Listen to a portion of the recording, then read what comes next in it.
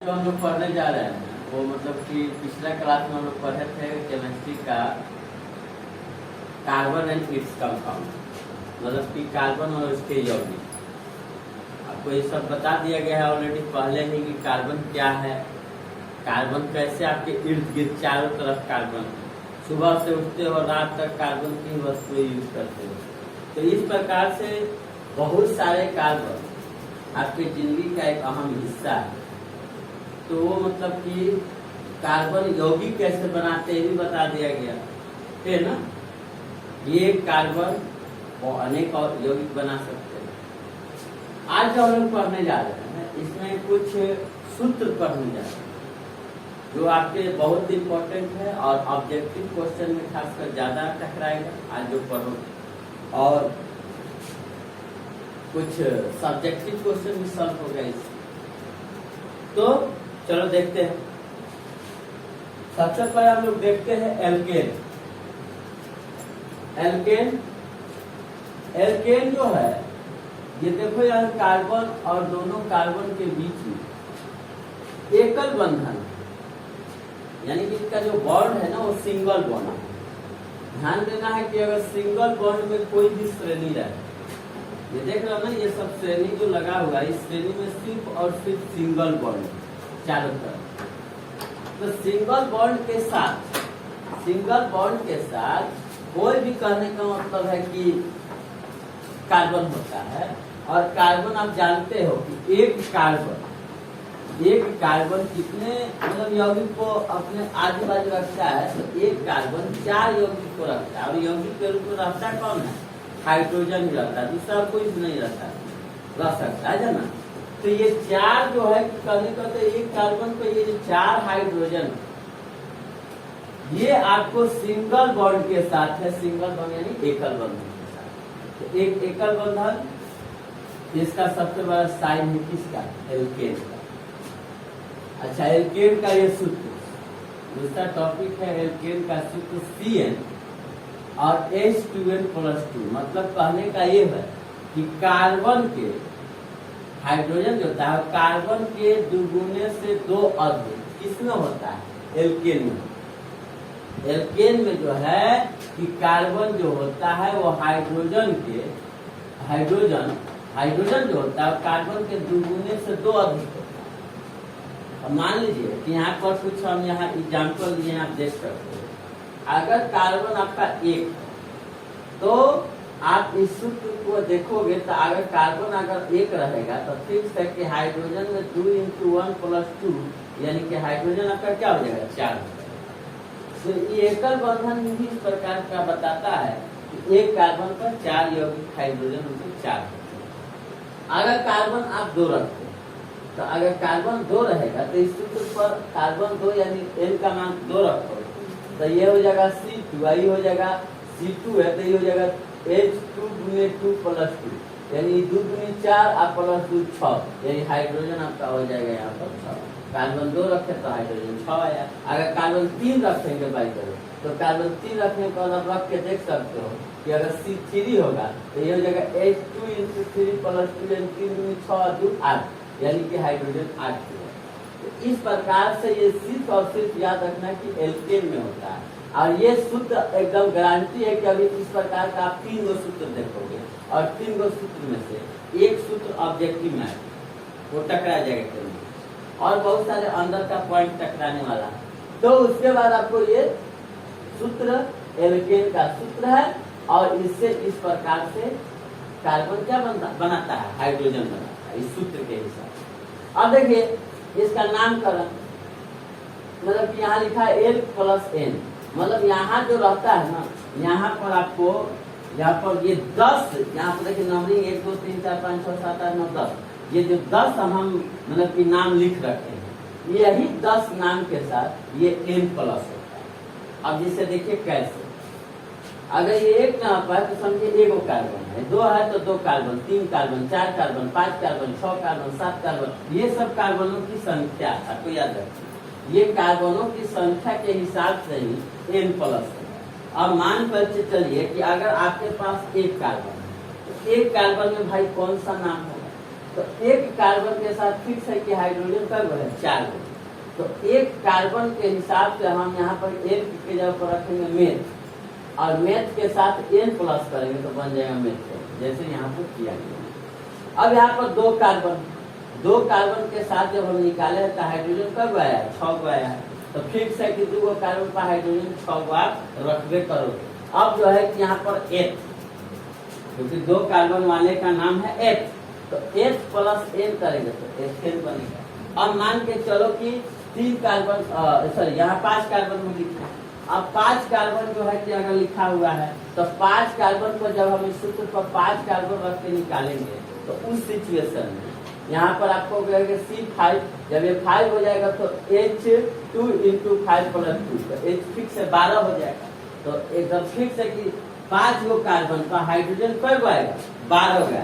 अच्छा ये ध्यान देना है कि आपकी हाइड्रोजन 12 को रहे और इसका बॉन्ड जो रहे वो सिंगल रहे, लेकिन इसका लिखने का तरीका आपको और भी हो सकता है। जैसे कि एक ये तो आप देख रहे हो, एक और विधि हम यहाँ पर बता दिए और लगाकर CH3 CH2 CH3।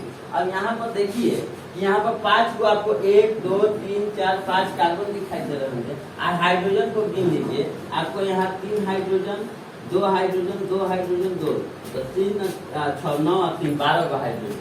और यहाँ भी आप देखिए 12 को, मतलब कि कहने का हाइड्रोजन। तो इस प्रकार से कहने का मतलब है कि ये 12 हाइड्रोजन कब बन रहा है जब कार्बन 5 रह रहा है। अब इसका नामकरण जो हम करेंगे, तो यहाँ लिखा हुआ है नामकरण, तो कार्बन अगर 5 हो तो हाइड्रोजन ऑलरेडी 12 आएगा, और जब हाइड्रोजन और कार्बन की संख्या 5 और 12 रहे तो भाई उसका नाम क्या होगा, तो उसका नाम हो जाएगा, देखिए 5 कार्बन वाला का नाम है पेंट, है ना। तो पेंट नाम है, तो paint plus N equal to tent, तो यहाँ पर तो इस प्रकार से आप किसी का भी नामकरण कर सकते हो। आपको देखना है कि भाई कार्बन कितना है। कार्बन अगर 8 है तो ऑक्टेन होगा, कार्बन अगर 9 है तो नोनेन होगा, कार्बन अगर 10 है तो डेक्टेन, ठीक है ना।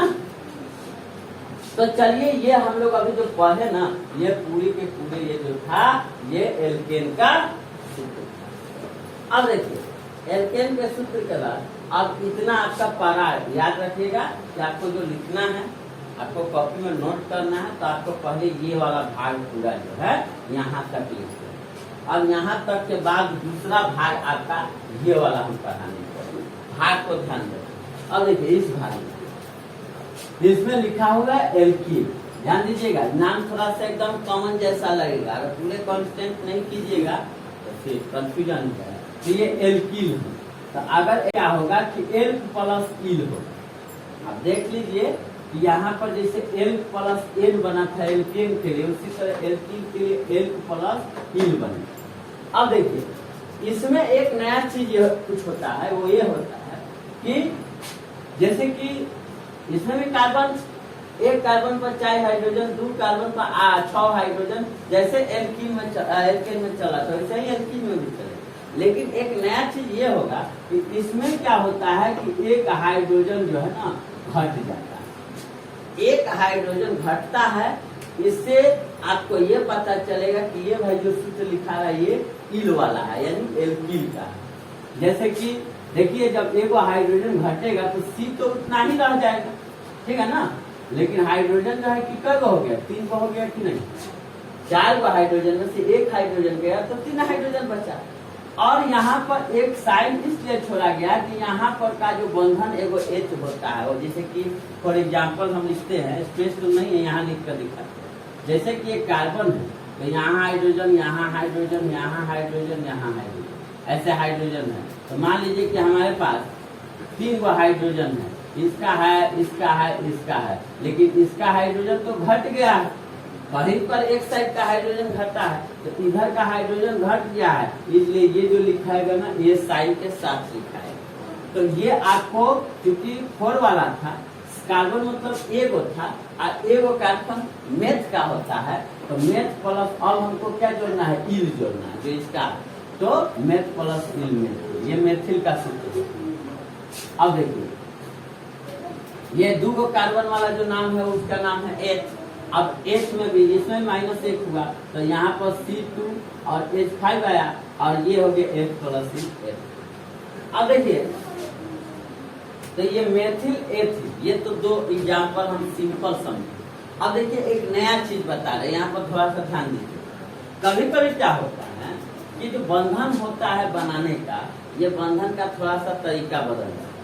अब देखिए ऐसे अगर लिखा रहे मतलब कि 1 carbon 2 carbon 3 carbon 4 carbon 5 carbon 6 carbon, तो 6 को अगर कार्बन रहेगा तो कहने का तो कि हाइड्रोजन कब होगा, हाइड्रोजन 3 2 5 1 6 6 2 8 8 2 10 10 3 13 वो हाइड्रोजन है ना।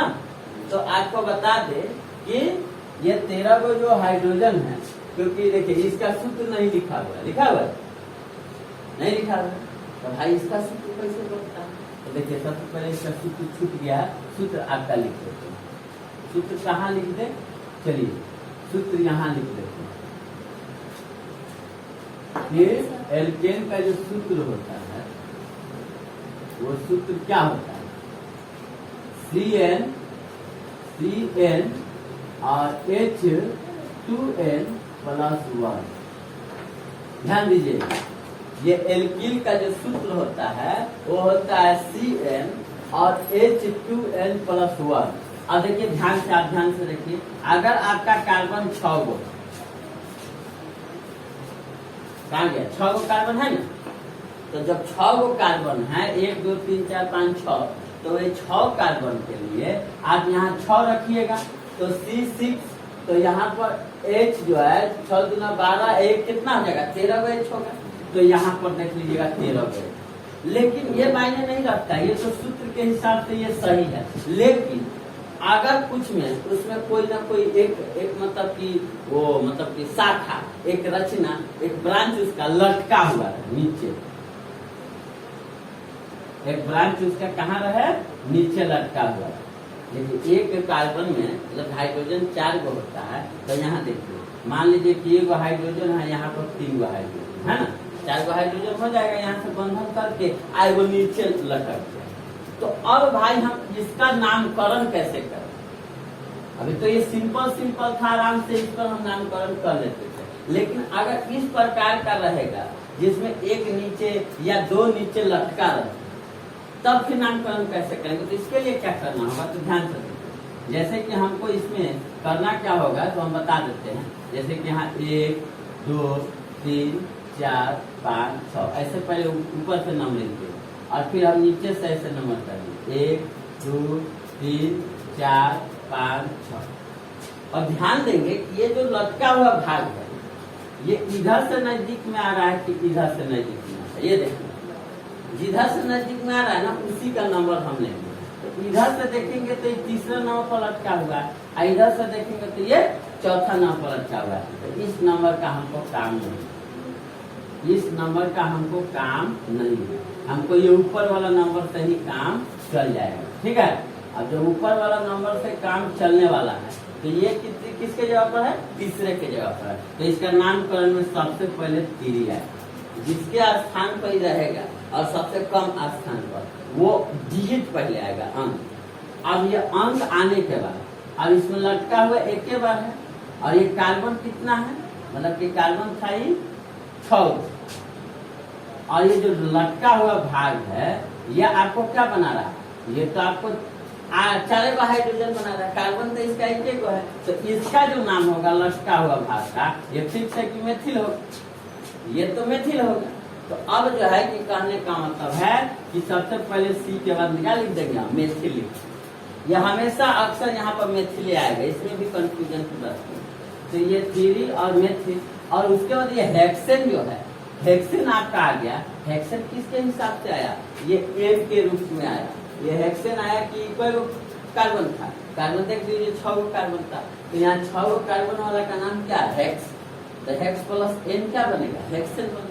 तो यहाँ पर नामकरण इसके अनुसार होगा, और लटका हुआ जो नाम है ये फिक्स है कि सब में मेथिल आएगा। तो यहाँ पर क्या आएगा, तीसरा नंबर आया मेथिल हेक्सेन। अब देखिए एक और एग्जाम्पल है। अब देखिए यहाँ पे एक और एग्जाम्पल है कि आपको शाखा में एक समझाना, तो यहाँ पर आपको कार्बन 7 गो, तो इस सूत्र पर अगर कार्बन आपके पास 7 गो है तो ये 7 कार्बन फिक्स है कि हाइड्रोजन आपका कितना 15 बनाएंगे।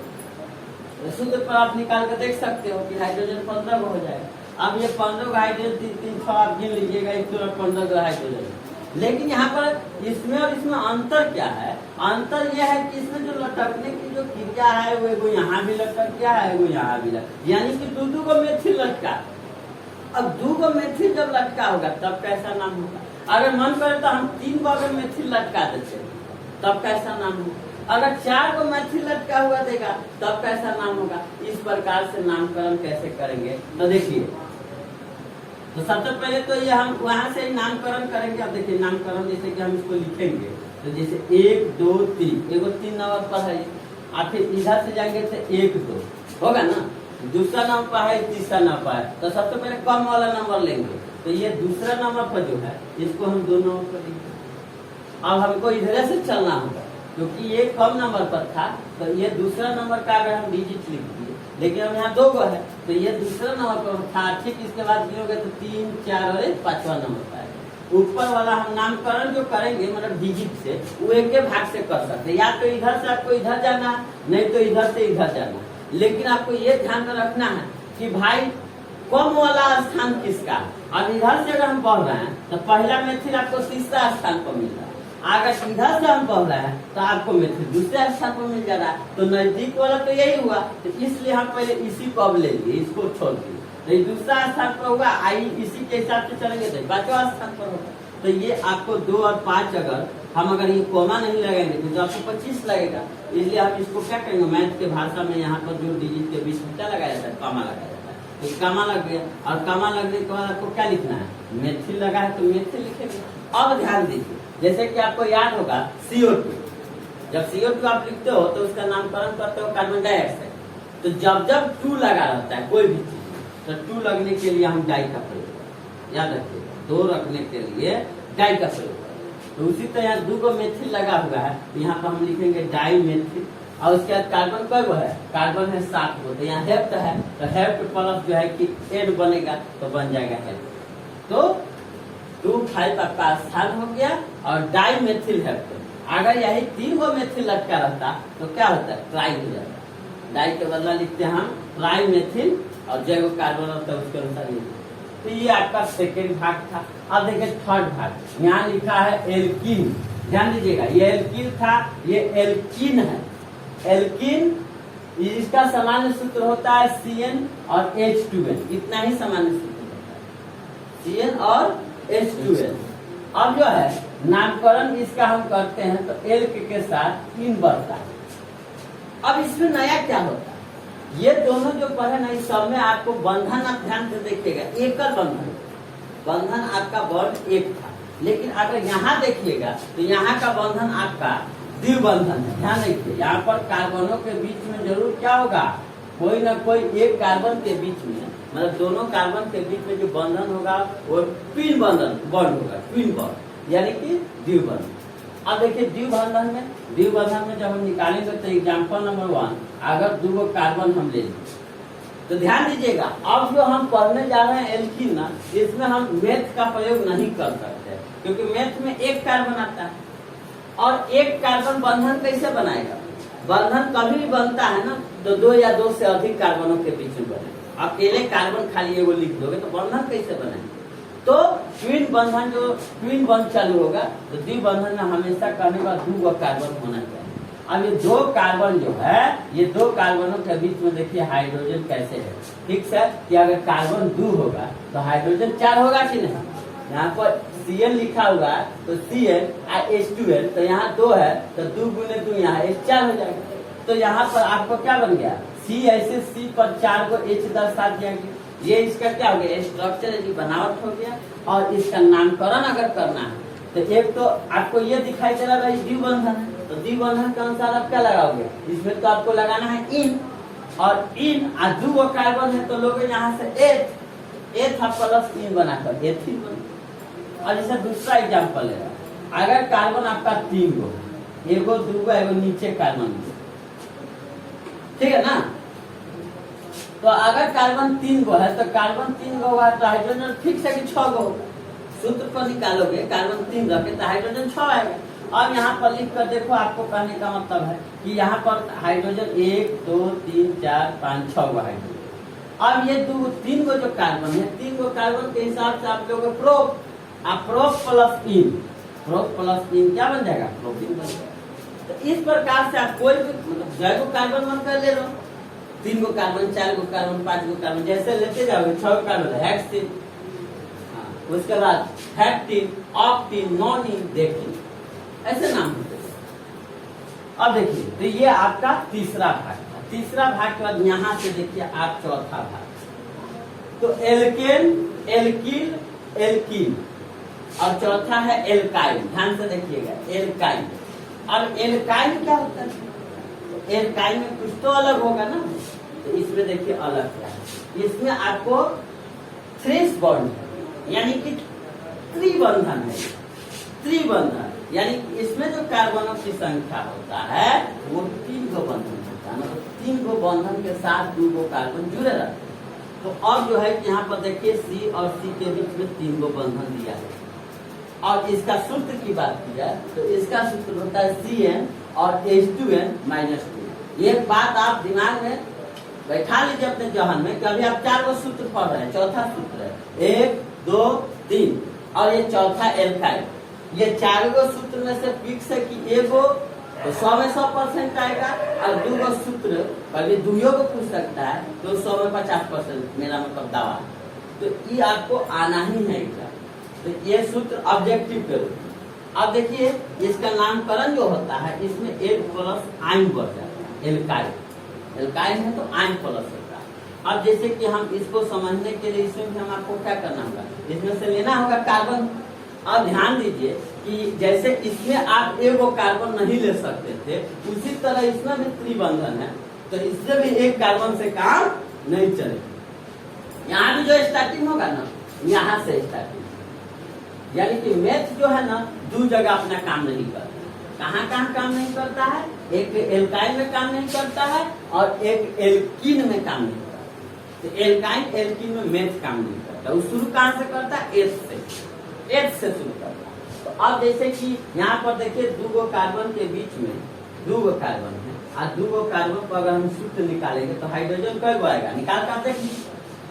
अगर यहाँ लिखा है CnH2n-2 लिखा है ना, तो यहाँ पर C2 रखते हैं, तो ये तो C2 होगा। तो यहाँ हमको लिखना होगा H2 2 गुने 2 4 होगा और 4 में से 2 घटेगा तो कितना आएगा? 2 ही आएगा। यानी कि कार्बन 2 गो हो जाता है, हाइड्रोजन 2 गो। कहाँ से आ रहा है? सूत्र से निकल के आ रहा है। आप निकालो। अगर कार्बन 4 रखते हो, कार्बन 4 रखते हो तो हाइड्रोजन क्या आएगा? तो हाइड्रोजन 4 गुना 8, 8 में से 2 गया 6 हाइड्रोजन आएगा। कार्बन 4 गो रहेगा तो हाइड्रोजन 6 गो होगा, है कि?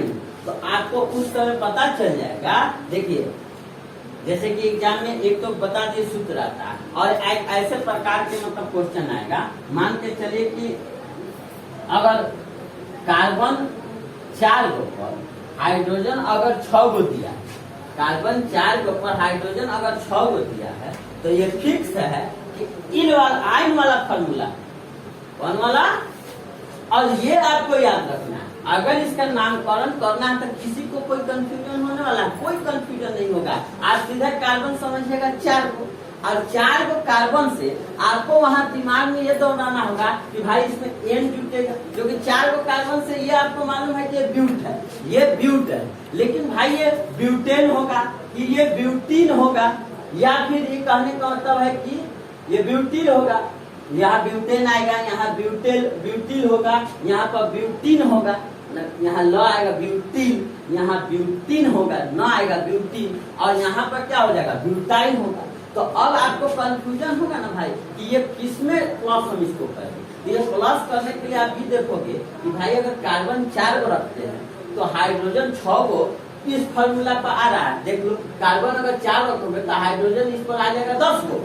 निकाल के देखो, अगर इस फार्मूला पर अगर कार्बन 4 रखते हो तो यहाँ पर 4 में 8 एक 9, यहाँ पर हाइड्रोजन 9 आ रहा है। अगर इस फार्मूला पर कार्बन 4 रखते हो तो यहाँ हाइड्रोजन आ रहा है 8 गो, और इस फार्मूला पर कार्बन 4 रखते हो तो अभी तो 4 गुना 8 2 करके हाइड्रोजन 6 आ रहा है।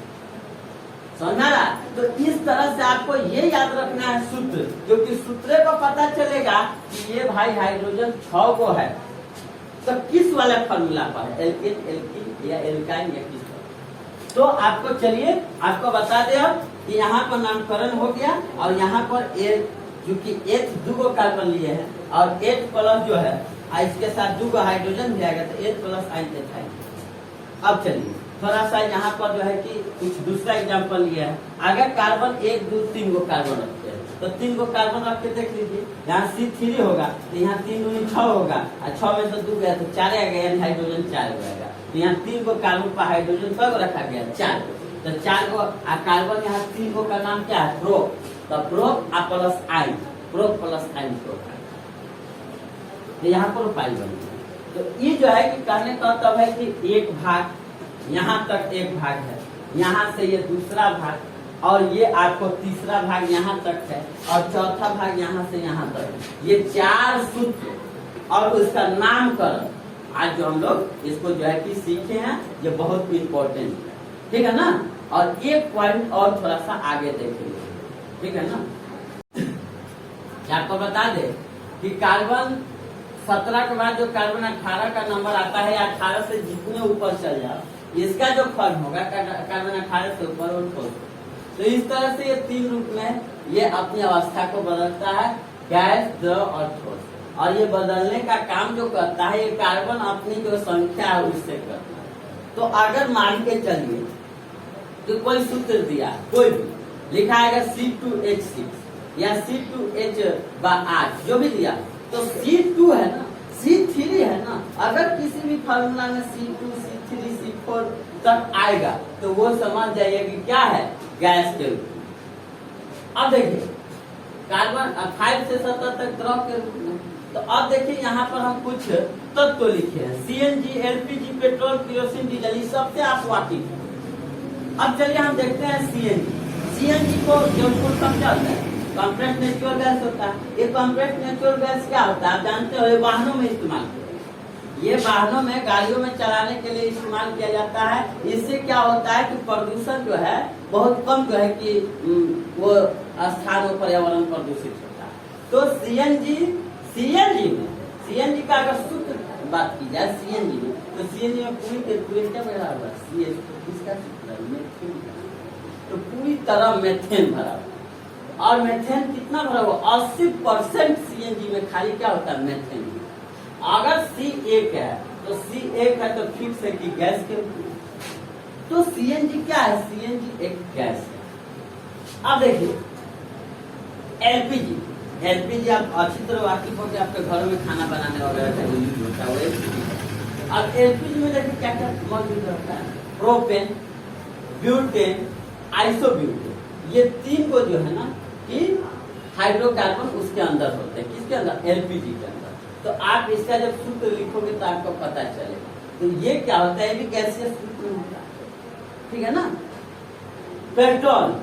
पेट्रोल का जो कार्बनिक जो है कि संरचना होता है, जो कार्बनिक होता है वो C6 से C8 तक होता है।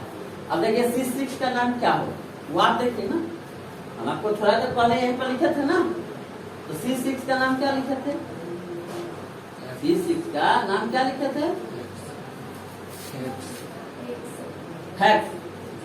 तो हेक्ट ये आपको हेक्टेन हो गया। फिर C7 का देखिए नाम क्या है, ठीक है ना, और C8 का नाम। तो ये जो है कि जो भी है उसमें N लगा देंगे तो ये पूरे मतलब ये सब चीज किसमें बना होगा, ये पेट्रोल में बना। तो ये क्वेश्चन आता है एग्जाम में ऐसे क्वेश्चन आएगा कि केरोसिन में या फिर पेट्रोल में या LPG में कौन कौन से संघटक मौजूद है। ये सब इसके क्या हैं, संघटक। जैसे कि आप 8 क्लास में याद होगा आपको एक क्वेश्चन भारतीय में दिया था कि खीर बनाने का संघटक बता, मांस बनाने का संघटक बता। तो खीर बनाने के लिए आपको दूध चाहिए, चावल चाहिए, चीनी चाहिए, कुछ काजू किशमिश चाहिए, आपका खीर तैयार हो। उसी तरह ये LPG बनाने के लिए जो चीज चाहिए वो संघटक हुआ, और वो संघटक यही सब। तो ये एग्जाम में ठीक है। तो इस प्रकार से डीजल का हो जाएगा C15 यानी कार्बन 15 से कार्बन 18 तक का इसका जो मतलब कि ये संरचना है वही आपको डीजल में आता है। तो ये सब भी आपको एक जब ऑब्जेक्टिव में लिखना था। तो ये आपका ये आज का क्लास का था। इस क्लास को जो है कहने का मतलब है कि आप लोग नोट कर लीजिएगा।